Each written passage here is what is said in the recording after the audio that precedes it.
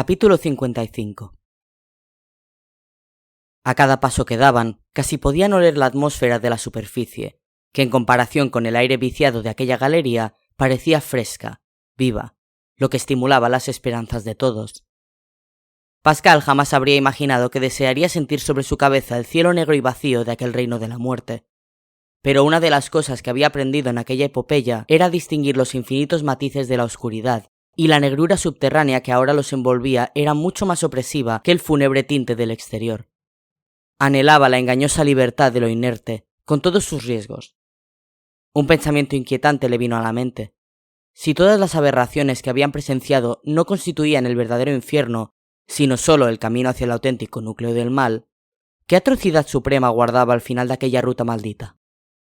Rogó para no llegar nunca a averiguarlo, pues se trataba de un conocimiento fatal en sí mismo. El viajero, meditabundo, continuó caminando en silencio. Su amuleto no había perdido en ningún momento una frialdad intensa. Aquello desconcertaba a Pascal, teniendo en cuenta la relativa tranquilidad de aquel camino. El chico achacó aquel fenómeno a la monstruosa ruta que iban recorriendo, para poder centrarse en un hecho que parecía cada vez más indiscutible. Se acercaban al final de aquel trayecto subterráneo. Mac, que también parecía intuir la proximidad de la salida, se removía inquieto a cada paso, echando ojeadas en todas las direcciones, como temeroso de que algo o alguien pudiera estropear en el último momento el éxito de aquella fuga. Un miedo que todos compartían y trataban de disimular con desigual eficacia. Los tabiques del túnel empezaron a ofrecer una consistencia mayor, un nuevo signo que anunciaba la inminente llegada de la superficie. Pero aquel indicio vino acompañado de otro no tan esperanzador. Un gruñido, que volvió a repetirse a los pocos segundos sin que nadie pudiera determinar su procedencia. La comitiva se detuvo con brusquedad para tratar de concretar la ubicación del peligro que parecía cernerse sobre ellos desde algún punto demasiado cercano. Nadie preguntó nada. Se encontraban en un tramo de la galería donde concurrían 3 túneles. La piedra transparente señaló el de en medio, que además era el único que continuaba la trayectoria ascendente. Pero, ¿y si era justo allí donde aguardaba el peligro? El caso es que a Pascal aquel gruñido gutural le había resultado familiar, sospechosamente familiar. Rebuscaba en su memoria mientras lanzaba ojeadas en todas las direcciones, hasta que su mente encontró lo que buscaba. Los gusanos gigantes. Eso era. Otro bufido cavernoso resonó en las paredes, aunque su propio eco les impidió de nuevo determinar su origen. Su potencia había sido mayor, eso sí. Luego la distancia que separaba al grupo de la criatura se había reducido. Pascal ya no albergaba ninguna duda. Se trataba de los mismos monstruos que lo habían atacado dentro del espejo de la casa de su abuela, en aquella dimensión enquistada entre los tabiques del mundo de los vivos.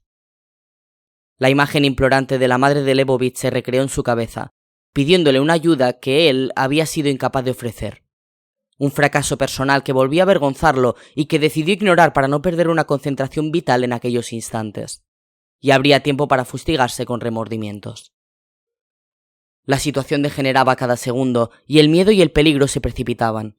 No hizo falta que Pascal compartiera con sus compañeros la información sobre lo que los atacaba, pues el autor de aquellas llamadas feroces acababa de surgir, por fin, reptando a buena velocidad por el túnel de la izquierda. Aquella aparición fue el pistoletazo de salida para todo el grupo, que sintió sus músculos tensarse mientras esperaban unas instrucciones que no tardaron en llegar. ¡Por el túnel del centro! ¡Rápido!, gritó Pascal, consciente de que aquel tipo de criaturas mantenía un ritmo de desplazamiento con el que se podía competir en distancias cortas. «Beatrice, ¿puedes correr?» «Sí, vamos». Pascal esperó con el corazón en vilo a que pasara todo el grupo para iniciar su carrera. Había pasado la piedra transparente a Michelle para que guiase al resto con su tenue brillo, un gesto que para la chica tuvo una gran importancia, pues constituía su reencuentro con la responsabilidad, con la iniciativa, algo que acogió con semblante resuelto. El viajero la miró con ternura mientras se alejaba impulsando a los demás. Había tenido claro que debía quedarse el último, ya que era el único que disponía de un arma con la que hacer frente al enorme gusano que los perseguía, y lo hizo sin titubear. Tenían que conseguir alcanzar la galería señalada por la piedra antes de que el monstruo terminase de recorrer la otra y saliese a su encuentro, momento en que les cerraría la única vía de escape, porque retroceder, en sus circunstancias, solo suponía retrasar una muerte que se había convertido en inevitable para todos con el primer paso descendente. Lo lograron por muy poco, con el tiempo justo para lanzarse en estampida en dirección a la salida. El viajero movía las piernas con agilidad, con la extraña impresión de haber vivido ya aquello. En efecto, no era la primera vez que una criatura como esa le pisaba los talones.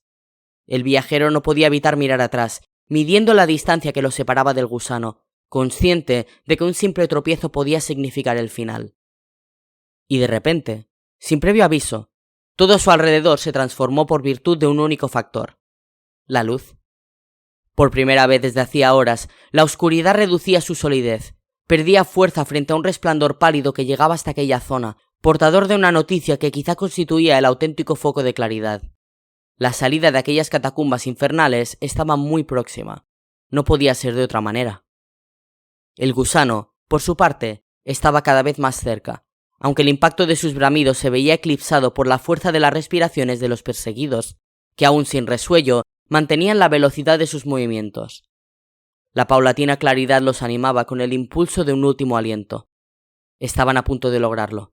Entre tropiezos y empujones, fueron surgiendo de aquella boca rocosa que los regurgitó de forma desordenada sobre un entorno conocido. Cayeron por una suave pendiente, rodando bajo un cielo apagado, pero, en cierto modo, pacificador. El cielo de una región todavía hostil, aunque cada vez más lejana del núcleo del mal. A cierta distancia se erigía el gran portón que identificaron con una inmensa alegría: el umbral de la atalaya. No pudieron evitar los gritos, salvo Michel, a quien aquel panorama continuaba resultándole siniestro. El entusiasmo no les había hecho olvidar que el peligro no había desaparecido, al menos de momento. No sabían si el gusano saldría de aquella madriguera subterránea, así que se levantaron sin tiempo para disfrutar de aquel soñado encuentro con la superficie y continuaron su carrera, preparándose para enfrentarse a aquella larva carnívora de grandes dimensiones que no tardaría en alcanzar el final del túnel, a juzgar por los sonidos que surgían de la cima. No obstante, llegó un momento en que aquella escalada de ruidos agresivos alcanzó una cota en la que se mantuvo, sin que el animal saliese a la luz. Todos se habían detenido a una distancia prudencial y permanecían escuchando los movimientos invisibles de aquel ser grotesco. No podían creerlo. El gusano se había detenido en el último tramo de túnel. Oían sus bufidos rabiosos, veían su silueta carnosa y abultada erguirse bajo la penumbra de la entrada, impotente a pesar de la cercanía de sus víctimas. No saldría, no podía hacerlo. Lo habían logrado. Aunque deseaban celebrarlo, continuaron su huida. La presencia del monstruo, acechando entre las sombras de aquel agujero, no había perdido su poder amenazante y no se sentían tranquilos al alcance de su vista. ¿Y si terminaba por lanzarse fuera de aquella grieta, azuzado por los movimientos de ellos? Prefirieron desaparecer de allí. No querían abusar de la suerte. Poco después, se atrevieron a abrazarse. Incluso Michel se animó a compartir aquellos gestos. Comprobó que Beatrice seguía ofreciendo una temperatura gélida, pero no le importó. El único que se mantuvo al margen de aquella efusividad fue Marc, fiel a su obsesión por esquivar cualquier contacto con sus compañeros. El niño observaba el portón amurallado de la atalaya con gesto inquieto, tenso. «Tranquilo, estamos a punto de conseguirlo», procuró serenarlo Pascal. «Ya ha pasado lo peor. Pronto estarás con tu familia». Marc no contestó. El viajero dirigió entonces la mirada hacia el horizonte negro de aquella región del mal limítrofe con la Tierra de la Espera. Dos mundos separados cuyo único acceso desde la zona de los vivos seguirían vigilando Caronte y su terrible perro de 3 cabezas. Pascal sonrió, satisfecho. Todo cuadraba. Por fin, su mente iba asimilando aquella realidad múltiple con la que él se movería a partir de ahora. Empezaba a entender cómo funcionaba todo. Por algo era el viajero. Ansiaba poder contar a Michel tantas cosas. Pero lo primero era retornar a su mundo, comprobar que su límite de tiempo en aquellas tierras no se había agotado. Continuó su paseo visual por el horizonte. Lo hacía sin ninguna intención concreta, tal vez solo como despedida de aquel territorio que esperaba no volver a pisar jamás. Pero lo que vio interrumpió su fugaz complacencia. Sobre el manto oscuro que tapizaba la distancia se recortaba un conjunto tembloroso de siluetas, que se movían mientras iban aumentando de tamaño. Pascal tragó saliva. Se estaban aproximando, a toda velocidad. El viajero notó cómo los latidos de su corazón empezaban a desbocarse. El peligro no había terminado. Todavía no. Entrecerró los ojos y percibió a lo lejos un avance tosco, torpe, en aquel grupo de criaturas borrosas que se desplazaban con la cohesión de una manada. Ya conocía aquella forma de cazar. Carroñeros. Tenemos que salir de aquí. Ya. Su frase, pronunciada en el tono serio y contenido que presagia sin estridencias una tormenta, hizo que Michel, Mac y Beatrice se interrumpieran y volvieran hacia él unos rostros sobresaltados. ¿Qué pasa?, preguntó alarmada Beatrice. Pascal señaló con el brazo en dirección a la nueva amenaza, mientras enfundaba su daga y se reajustaba la mochila en su magullada espalda.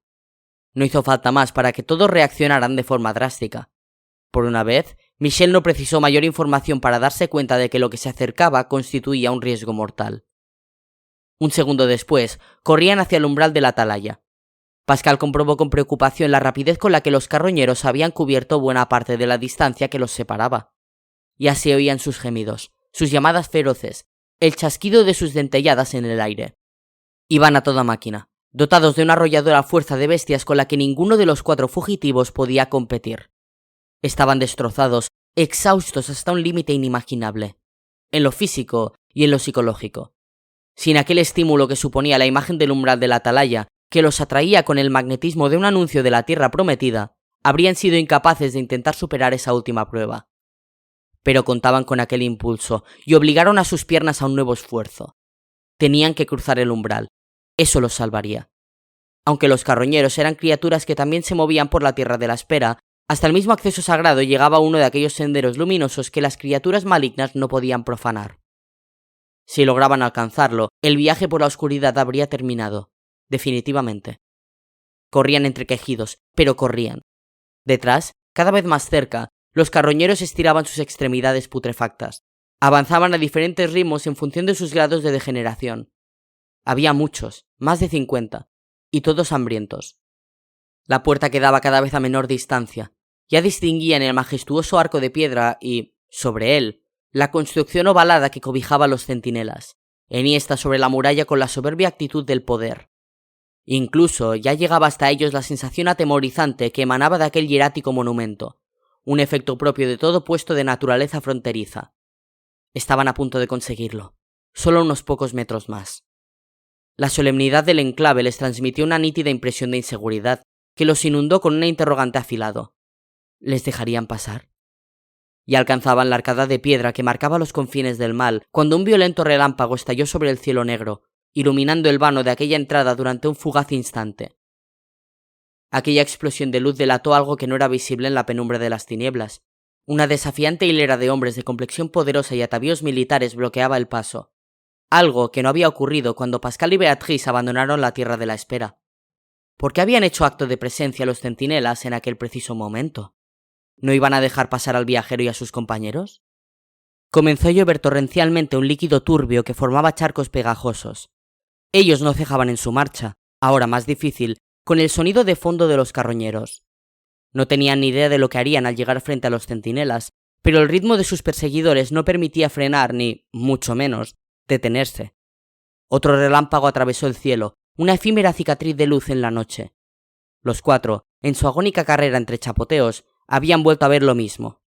Decenas de corpulentas figuras de más de 2 metros de altura y rostros cubiertos con yelmos terroríficos se mantenían quietas, de pie, en posición defensiva. Sus musculosos brazos sostenían enormes alabardas de plata, que refulgían con los centelleos, al igual que las corazas macizas que protegían sus cuerpos. Sus manos aparecían embutidas en guantes metálicos cubiertos de agudas espinas. No se apartaban, ni tampoco acentuaban su actitud fiera. Se mantenían estáticos a pesar de las frenéticas circunstancias, mientras el grupo estaba a punto de alcanzar el umbral de la atalaya. ¿Qué iba a ocurrir? Al fin, Pascal, Michel, Beatrice y Mac se vieron obligados a parar en seco, a escasos metros de aquella imponente barrera humana iluminada de forma intermitente por los relámpagos. La manada de carroñeros, que en su avance desordenado superaba ya el centenar de miembros, empezó pues a ganar terreno con cada segundo que transcurría. Sus víctimas estaban todavía fuera del protector sendero iluminado, al otro lado del umbral, en el lado oscuro. Mientras tanto, los centinelas se interponían en el camino de la salvación, como un inamovible muro. ¿Así, de aquella forma tan patética, se disponía a terminar la increíble aventura que habían vivido? ¿Iban a ser devorados a las puertas de la tierra de la espera, a escasa distancia de lo más parecido a un refugio que podía encontrarse en aquel mundo? ¡No lo entiendo!, chilló Beatrice, aterrada ante la proximidad de los carroñeros. ¿Cómo es posible que los centinelas no dejen pasar al viajero? ¡No tiene sentido! ¡Centinelas!, gritaba Pascal, improvisando de pura desesperación ante la inminente llegada de los monstruos, en medio de la lluvia y los truenos. ¡Soy el viajero! ¡Abrid paso, os lo ruego!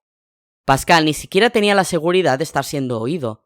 Aquel arrecife armado continuaba sin alterar un ápice su posición. Beatrice y Michel se sumaron a las súplicas de todas las maneras posibles, obteniendo el mismo resultado desolador. Nada. Marc se mostraba más encogido que nunca, envuelto en su mutismo. Los carroñeros estaban ya a punto de caer sobre ellos. La algarabía de sus aullidos, como hienas rabiosas, era insoportable.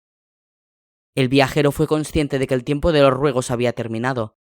Con semblante severo se dio la vuelta, dando la espalda a los centinelas. No moriría sin luchar, sin oponerse.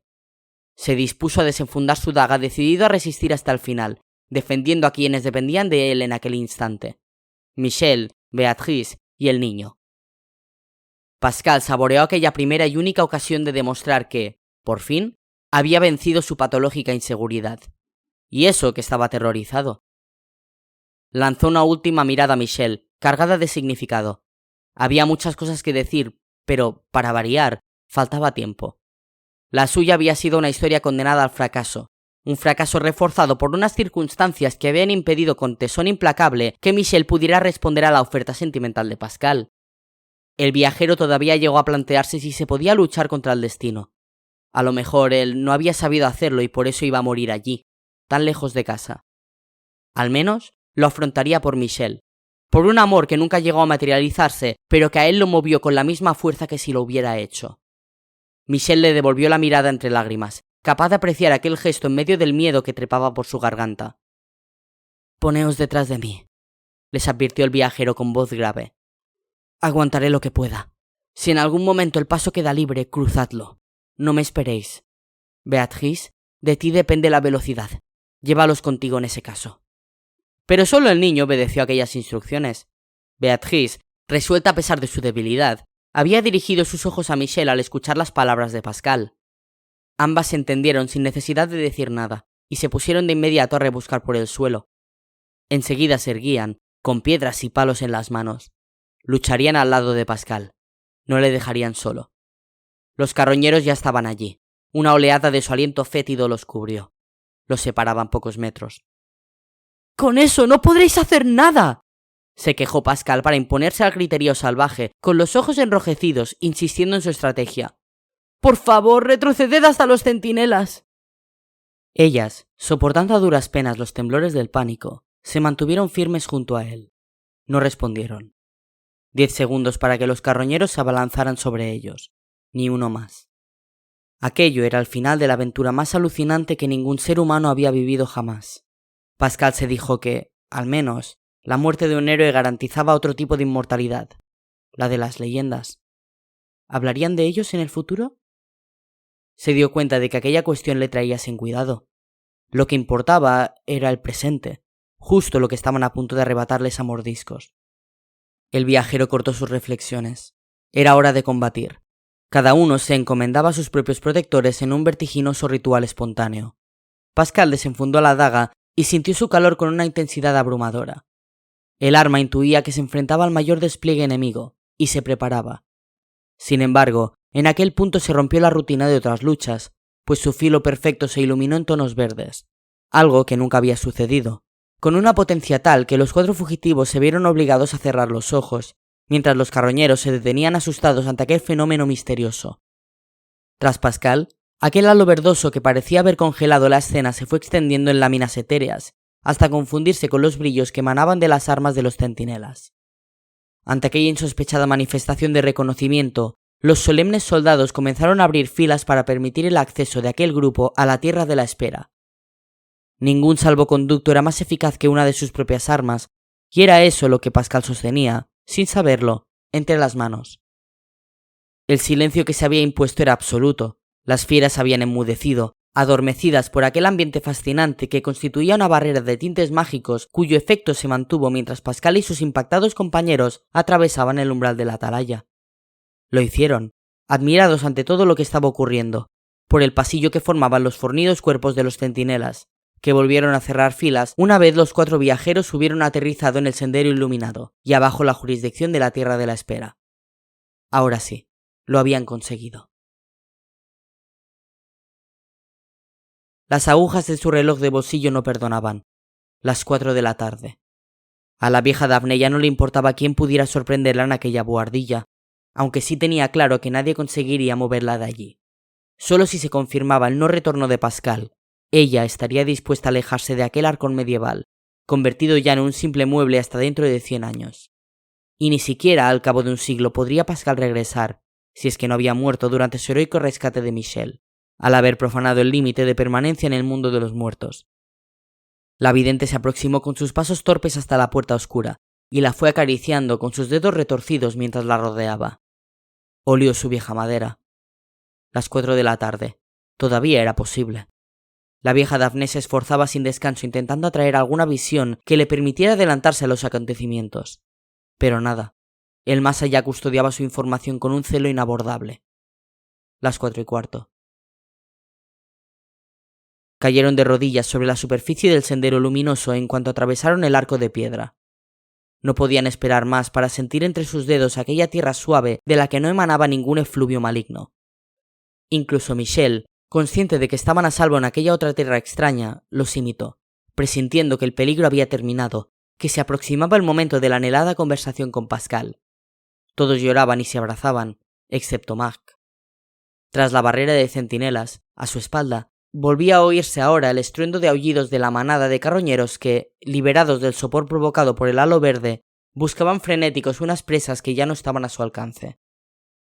«Pronto vendrán a recogernos», notificó Beatrice con una sonrisa esplendorosa. «La noticia de nuestra llegada estará corriendo como la pólvora. Vaya recibimiento nos van a hacer». El viajero, en medio de su agotada alegría, no pudo evitar plantearse la posibilidad de que el vampiro hubiese logrado destruir la puerta oscura, allá en el mundo de los vivos. Y es que él todavía no lo había recuperado todo, aunque sí lo que más quería. En cuanto pudiese, intentaría ponerse en contacto con la vieja Daphne para comprobar si sus inquietudes eran infundadas. Confió en que así fuera, aunque en su fuero interno todavía creía que, en tal caso, lo aguardaba un último desafío: enfrentarse al vampiro. Hizo cálculos. Recordó que no podía superar el límite de tiempo que un viajero podía permanecer de un tirón en la Tierra de la Espera, al modo de un buceador que agota el aire de sus botellas en el fondo del mar. Esa era otra de las advertencias que se le habían hecho al iniciar aquella epopeya y que no había olvidado. Quiso comprobar la realidad de esa amenaza latente. «Beatrice», se dirigió el espíritu errante interrumpiendo sus aspavientos de alegría. «Ahora que ya estamos en esta zona, vuelve a contar el paso de las horas para mi límite, ¿verdad?» Ella entendió lo que necesitaba confirmar el viajero, no así Michel, que esperó atenta la respuesta a aquella extraña pregunta. «Eso es», contestó Beatrice, muy segura. «Pero no te preocupes, todavía os sobra tiempo para volver a tu tierra. Recuerda que apenas gastamos una jornada antes de acceder a la región oscura». Pascal resopló, aliviado, a pesar de entender que bajo aquellas palabras tranquilizadoras de Beatrice subyacían los deseos del espíritu errante de retrasar todo lo posible el retorno del viajero a la dimensión de la vida. Pascal suspiró, incómodo. Ella tendría que entender que su separación era inevitable, que lo había sido desde el principio. Michel, desconcertada, prefirió no intervenir en la conversación. A ella lo único que le importaba en aquel momento era saberse a salvo. Lo demás podía esperar. «Parece imposible que no haya pasado más tiempo, con todo lo que hemos vivido», observó el chico cambiando de tema. «Yo sí voy a sufrir jet lag cuando regresemos». Beatrice soltó una suave carcajada. «Desde luego, pero es que menudo viaje hemos hecho. Y recuerda que, aunque para ti el límite de tiempo se haya detenido durante días, en el fondo sí ha estado transcurriendo aquí, en la Tierra de la Espera. Atendiendo las noches que hemos pasado en la zona oscura, yo calculo que en tu realidad han transcurrido alrededor de 48 horas. «¡Madre mía!», se asustó Pascal. «Entonces tengo que regresar cuanto antes. Dominique ya no sabrá cómo cubrirme las espaldas para que mis padres no se den cuenta de mi ausencia, si es que no lo han hecho ya». «En pocas horas estarás en tu casa», lo tranquilizó Beatrice. «No te preocupes». Pascal se percató entonces de que, en su verdadero mundo, Unas horas de la tierra de la espera no suponían nada, apenas un suspiro. Le sorprendió lo mucho que le costaba ahora regirse por los parámetros de la tierra de los vivos, pero entendió lo que la ausencia de noticias sobre él mismo debía de estar suponiendo para Dominique, para Daphné, para Jules, y muy pronto, si no espabilaba, para sus padres. Y eso era peor. Tengo que ponerme en contacto con mis amigos. Estarán ya frenéticos. Michel, que desde hacía unos segundos ya no atendía la conversación, los interrumpió. ¿Y Mac? La chica, que se felicitaba por no haber abandonado al niño a su suerte cuando pudo hacerlo, se acababa de dar cuenta de que no estaba con ellos. Pascal y Beatrice, intrigados, miraron alrededor sin encontrar a Mac. Estaban tan acostumbrados a que se mantuviera apartado que no lo habían echado de menos hasta aquel momento. «Qué raro», comentó el espíritu errante. «Porque ha entrado con nosotros, eso seguro». «¿No se habrá alejado?», aventuró Pascal, acostumbrado al talante poco sociable del chaval. Beatrice descartó aquella hipótesis. «Para perderse de vista en estos senderos hay que recorrer una distancia enorme. Lo estaríamos viendo si se hubiera ido corriendo». Su rostro se ensombreció al caer en la cuenta de algo. «¿Salvo que se haya apartado de este camino blanco?», inquirió Michel, negándose a aceptar que habían perdido al niño después de todo lo que habían sufrido. «¿Qué hay más allá de este sendero? Podemos ir por él, supongo». Pascal y Beatrice se miraron, inquietos. «No es tan sencillo, Michel», le informó él con delicadeza. «Fuera de los límites del sendero también hay criaturas peligrosas. No debemos meternos en la oscuridad, ni siquiera en esta región». «Pero no lo vamos a dejar ahí», repuso Michel. «Seguro que está cerca. Le debemos eso. Gracias a él hemos podido utilizar el túnel subterráneo. No ha podido ir muy lejos en estos minutos». «La cuestión no es esa», le cortó Beatrice con una repentina inquietud. «Sino, ¿por qué Mac ha hecho eso?» Michel pareció no entender. Pascal, en cambio, creyó adivinar el derrotero de los pensamientos del espíritu errante. «Ningún niño se metería en la oscuridad después de todo lo que ha vivido», se explicó Beatrice, muy seria. «Literalmente se ha tenido que lanzar a ella en cuanto hemos entrado. No hay otra posibilidad, y eso no es normal». «Pero es un niño». Michel, sin saber con seguridad a dónde quería ir a parar la otra chica, se resistía a no actuar. Pascal no intervenía, prudente. «No es un comportamiento normal», insistió Beatrice, que pasó a mirar a Pascal con una intensidad extraña. «Viajero, ¿de dónde ha salido Mac? ¿Qué sabéis de él?» Michel no se acababa de acostumbrar a que aquella chica se refiriese a su amigo con aquel apodo. Tenía muchas cosas que preguntarle, aunque aquella no era, una vez más, una buena ocasión. «Pues...», Pascal titubeaba al intentar responder a Beatrice. «En realidad, yo no sé nada sobre el niño. Michel, tú eres la que lo trajo cuando te rescatamos. Cuéntanos». Aquel interrogante, que ahora llegaba a ella, la pilló desprevenida. «Pero, ¿qué importa eso en este momento?», se escudó. «Lo primero es encontrarlo, ¿no?» «No». La contestación de Beatrice fue tajante, casi grosera. A Michel no le hizo gracia descubrir que Pascal no intervenía en su favor, sino que se mantenía neutral. La pérdida de aquel apoyo la obligó a responder. «No sé nada de él», reconoció.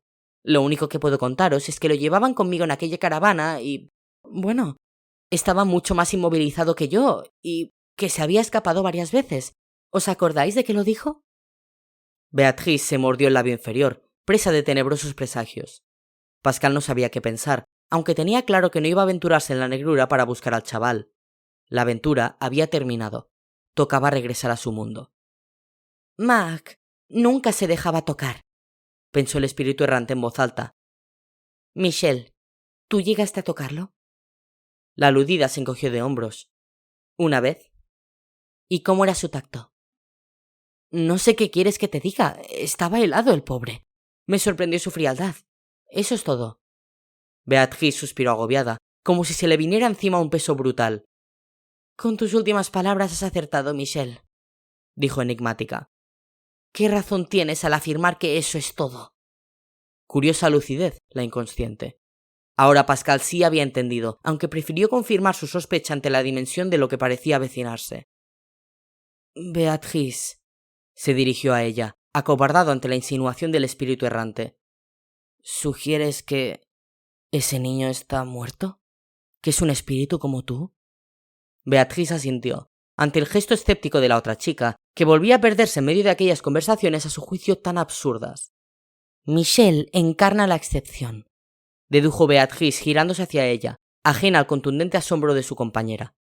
Tú eras en la caravana la única viva, víctima de un rito prohibido que te arrancó de vuestro mundo sin haber fallecido. El niño, sin embargo, es un difunto condenado al infierno. Simplemente lo trasladaban obedeciendo el proceso natural. De ahí la presencia de tantos espectros. A Mark sí le correspondía aquel destino, insistió ella. Es un espíritu maligno, un demonio, ya que tiene la facultad de asumir cualquier aspecto. Por eso conocía el atajo subterráneo. Y nosotros... Su voz se quebró de la impresión. Nosotros le hemos salvado del castigo. Le hemos traído aquí. Lo hemos liberado en la tierra de la espera. Madre mía, lo que hemos hecho. Las consecuencias son imprevisibles. Pascal estaba anonadado. Era la viva imagen de la consternación. Por eso mi amuleto siempre estaba frío en su compañía. Y por eso los centinelas no nos dejaban pasar, concluyó el chico, encajando todas las piezas. Percibían su presencia malévola entre nosotros, por lo que mi condición de viajero no era suficiente. A lo largo del viaje, Max sabía que si lo tocábamos y nos dábamos cuenta de que estaba muerto, lo abandonaríamos. Ahora entiendo que se mantuviera siempre apartado. Claro, si nos hubiéramos deshecho de él, los servidores del mal, una especie de siervos que se encargan de los envíos de almas condenadas, lo habrían atrapado pronto, terminó Beatrice. ¿Cómo he podido ser tan estúpida como para no caer en eso? Tenía que haberlo adivinado ante el comportamiento tan raro de Mark y su presencia en aquella caravana. ¡Pero si es un simple niño!, explotó Michelle, harta de oír tonterías a pesar de que durante aquellas terribles horas había visto incluso esqueletos andantes. ¿De qué estáis hablando?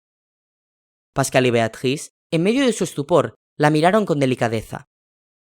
De acuerdo, claudicó Michelle de mala gana. No tengo ni idea de lo que está ocurriendo. Ni siquiera sé dónde estamos, ¿vale? Su rostro se ensombreció. Ya no soy capaz ni de distinguir lo que es real de lo que no. Estoy harta de esta pesadilla y sigo sintiéndome muy lejos de casa. ¿Vosotros no? Os movéis con tanta naturalidad por estos lugares tan raros. ¿Por qué todo ha cambiado tanto desde que me secuestraron? A veces pienso que ya no existe nada de lo que conocí, o que nunca existió. Pascal apartó de su mente por un instante la nueva preocupación, se aproximó a la chica y la abrazó.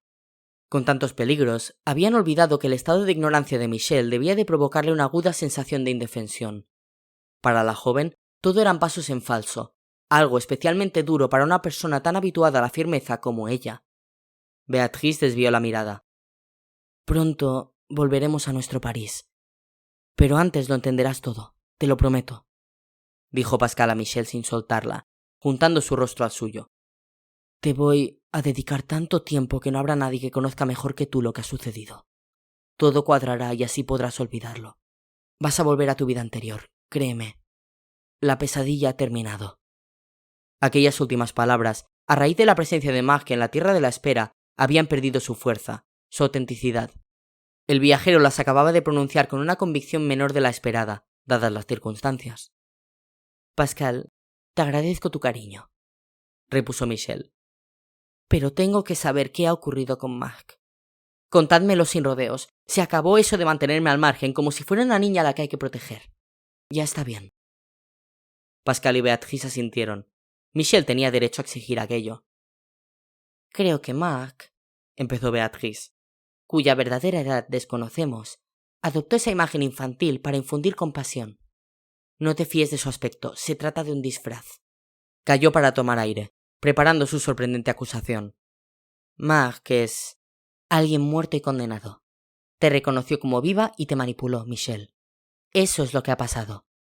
De alguna manera, intuyó que, al estar viva, alguien podía acudir a rescatarte y te utilizó para llegar hasta esa región donde tiene más posibilidades de eludir su castigo. En realidad, se ha aprovechado de todos nosotros. Nos ha engañado. Y le ha salido bien. Se hizo silencio. Michelle ya no se atrevió a sugerir que fueran a buscar al presunto niño. Los semblantes serios de Pascal y Beatrice hicieron comprender a la chica que hablaban muy en serio. El agotamiento, que había remitido en un principio ante la inquietante novedad sobre Marc, volvía a invadirlos ahora, combinado con la necesidad de sueño relajado que suele acompañar a los finales intensos. Los tres, muy juntos, se aproximaron entonces al borde del camino luminoso y otearon la oscuridad desde allí, en un solemne mutismo. Imaginaron la figura del niño perdiéndose en lo más profundo de aquella negrura, quizá volviendo la cabeza para despedirse de ellos en un irónico último gesto que reconocía la fuga que habían compartido. Suspiraron exhaustos. Era probable que nunca volvieran a encontrarse con aquella calculadora criatura. A ella le convenía mantenerse escondida en la espesura de las tinieblas para evitar ser capturada por los centinelas. Muy pronto se vieron obligados a dejar de observar aquella noche que los rodeaba ocultando una superficie inmensa y desconocida. Por el sendero de resplandor pálido llegaba una comitiva en la que reconocieron rostros familiares, manos agitándose y muecas de admiración. No era ese un momento para las preocupaciones, sino para disfrutar del merecido éxito de la mayor aventura de la historia, una aventura que acababa de culminar de forma victoriosa. Tenían que disfrutar, que recuperar la alegría. Michel asistía al avance del gentío con la perplejidad pintada en el rostro, aunque era evidente que disfrutaba con aquella presencia numerosa y afable que desterraba la soledad de sus últimos días. Gracias a aquella bienvenida multitudinaria, recordaron también que los cuerpos fríos podían transmitir calor. Ya lo sentían, de hecho, con cada sonrisa que distinguían entre la muchedumbre que se aproximaba. Y eso que no se habían reunido todavía. Ya habría tiempo de valorar el alcance de lo que podía provocar la fuga de Marc. Pascal y Michel se abrazaron de nuevo y fue un abrazo prolongado, tan delicado como incontenible. El viajero disfrutó de aquel contacto, que lo transportó al día más soleado de su mundo, el verdadero reencuentro. Fue consciente de que el romanticismo de aquella escena requería un beso, aunque faltara la luna en el cielo oscuro de aquella remota región, pero le dio igual. Lo importante era haber recuperado a Michel. Ella volvía a estar con ellos. Todo lo demás podía esperar, y eso incluía la gran pregunta que aún revoloteaba en el aire. ¿Querría ella salir con él después de todo? En el fondo, Pascal buscaba un indicio, una pista que le permitiera interpretar qué implicaba, exactamente, aquel abrazo. Pero el gesto prudente de Michel no le permitió aventurar una respuesta. Habría que esperar. Todavía. Pascal volvió la cabeza y sus ojos se posaron en Beatrice. Beatrice. Michel, por su parte, libraba su propio conflicto interno ahora que veía al alcance su vuelta a casa. Era muy consciente de lo que le debía a su amigo. Con aquel rescate in extremis, ella había contraído una deuda inmensa. Pero el amor no se regía por los criterios de la gratitud, y Michel se daba cuenta de que, a pesar de todo lo vivido, el primer gesto con Pascal que le había salido de forma natural había sido un abrazo, no un beso. Estaba confusa. Los sentimientos hacia su amigo se arremolinaban en su interior, impidiéndole distinguir su verdadera esencia. Y habría tiempo. Llevado de la intensidad que aún permanecía en el ambiente, Pascal también había olvidado la urgencia con la que debía comunicarse con sus amigos, que aguardaban en la tierra de los vivos. Beatrice sonreía cerca de ellos, obligándose, bajo su propia melancolía, a comprender lo que quizá implicaba aquella efusividad entre la pareja, el cauce natural de los sentimientos. Los dos vivos se lo merecían. Ella no tenía derecho a interponerse. ¿O sí? Ni podía competir con un corazón que todavía latía, un tesoro que Michel sí alojaba en su pecho joven, aunque no se le escapó el detalle de que no se habían besado. Para dejarles un poco de intimidad, el espíritu errante comenzó a caminar hacia los muertos que llegaban a recibirlos. Pronto podría recuperarse de sus heridas. Y había tanto que contar. Pascal, en medio del placentero abrazo que lo unía todavía a Michel, dirigió una última mirada hacia la oscuridad, aunque sin la íntima serenidad que cabía esperar. Allí había algo. Algo acechaba entre las sombras. Percibía su aliento furtivo gracias a su condición de viajero y no conseguía quitarse de encima la inquietante sensación de que estaba siendo observado desde las tinieblas, de que algún ser estudiaba cada ínfimo detalle de sus facciones, de su cuerpo. Quizá se trataba de Marc, libre de su disfraz de niño, un ente oscuro que memorizaba la imagen del viajero para no olvidarla, para reconocerla a lo largo del futuro incierto que se abría a partir de aquel preciso instante. Los médicos habían obligado a los padres de Jules, todavía vestidos con los elegantes trajes que se habían puesto para acudir a la boda, a que abandonaran la habitación del hospital para que su hijo pudiese descansar. El chico sentía dolores en todo el cuerpo, pero sobre todo en su magullado rostro, a pesar de la anestesia. Quiso tocárselo, pero sus dedos torpes, entumecidos, solo sintieron el tacto algodonoso de los vendajes. Todo se mezclaba en su cabeza, aunque intuyó que su presencia en aquel hospital constituía un buen indicio. Tenían que haber vencido al vampiro. Si no, ya estarían todos muertos. O algo peor.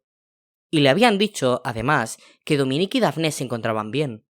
Confió en que no le estuviesen mintiendo, algo que había visto en muchas películas. Ya solo faltaba que Pascal y Michelle volviesen de aquella pesadilla. En caso contrario, de nada habría servido todo aquel esfuerzo. Sintió una repentina punzada de remordimiento al acordarse de su vecina, una agradable mujer a la que no había advertido del peligro que corría aquella fatídica noche, porque tampoco él podía imaginar que el asedio del vampiro abarcaría todo el edificio. ¿Le habría ocurrido algo? Jules gimió mientras procuraba cambiar de postura en la cama, con la imagen en la mente del vampiro cruzando la puerta del desván. El mero recuerdo de aquel monstruo, grabado para siempre en su memoria, le provocó un escalofrío. De forma inconsciente se acarició el cuello, casi en un acto reflejo que le permitiera disfrutar de un modo más auténtico de la suerte que habían tenido. Sin embargo, no obtuvo la sensación de recompensa que esperaba, porque su mano había acariciado una fina cicatriz. Jules tragó saliva, su cabeza envuelta en 1000 acuciantes paranoias. Él jamás había tenido una herida allí. O eso creía recordar. Ya no estaba seguro de nada. Se le secó la boca, dejó de pestañear. No podía ser. Bajo la cicatriz, sintió el pulso constante, tranquilizador, de su yugular. Entonces se calmó. Además, aquella señal en su piel, casi cicatrizada ya, no podía tener su origen en una lesión producida la noche anterior. Tenía por fuerza que ser más vieja. ¿O no?